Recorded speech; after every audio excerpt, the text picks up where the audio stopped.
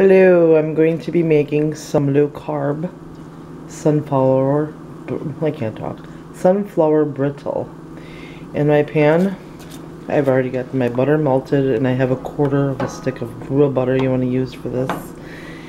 And I'm going to use about a half a cup of a sweetener. You can use Deviero or whatever you prefer. And we're going to go ahead and mix this in here. And we're going to get this to a boil. And once that happens, we're going to show you what to do next.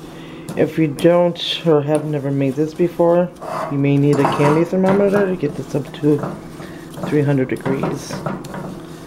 I pretty much have been doing not just a low carb, but even before making homemade peanut brittle, so if you don't, you can kind of do it till it's a golden brown, but you do want to continuously stir this, as you will see. That's done. Alright, and also, this is just going to make a little bit, it's not going to make a huge amount, which is perfect for me.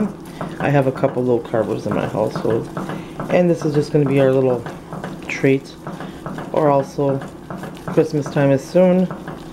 We can have a little bit of this for candy for our treats for that day as well, which is awesome. And you can go ahead and add whatever type of nut you want. I just wanted this a little bit more low carb than adding peanuts and sunflower seeds. It has a little less low carb. And you also want to make sure you continually stir this, and it'll go pretty quick. Usually within about, say, 4 minutes, you're going to get it to where you want it, to where it's golden brown. But you want to, like I said, continually stir this stuff. And then once you get it to that point, you can go ahead and add about a teaspoon of vanilla. And then you can add your nuts.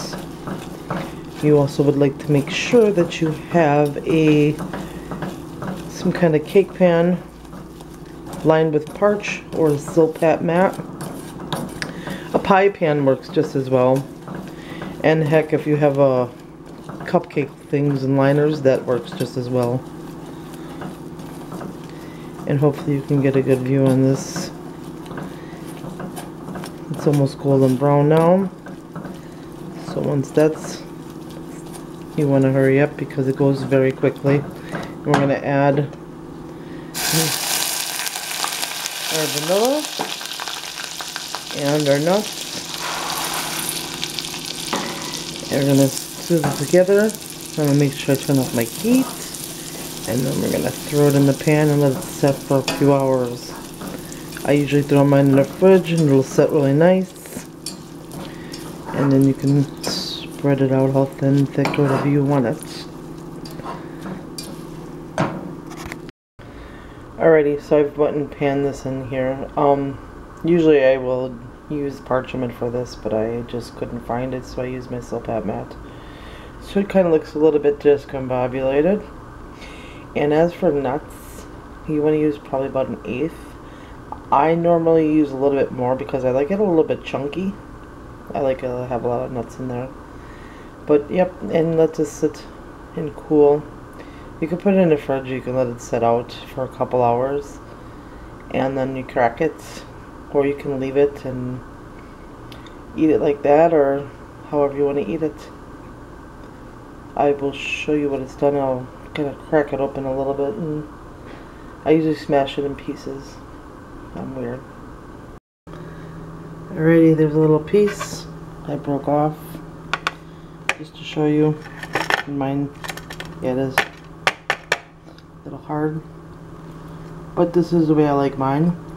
So, and then stated before, if you want it more, I don't know what you want to call it, without the peanuts, I like a lot of them in mine, so I added extra. But this is actually really, really good. And I'm glad somebody posted the recipe because this is something I enjoyed on the holidays, which is coming up. But yeah, give it a try. Play with the recipe. Add different nuts. Really good. Thank you for watching. Make sure if you're not subscribed, hit the subscribe button, like, comment, share, all that good stuff, and have yourself a great day.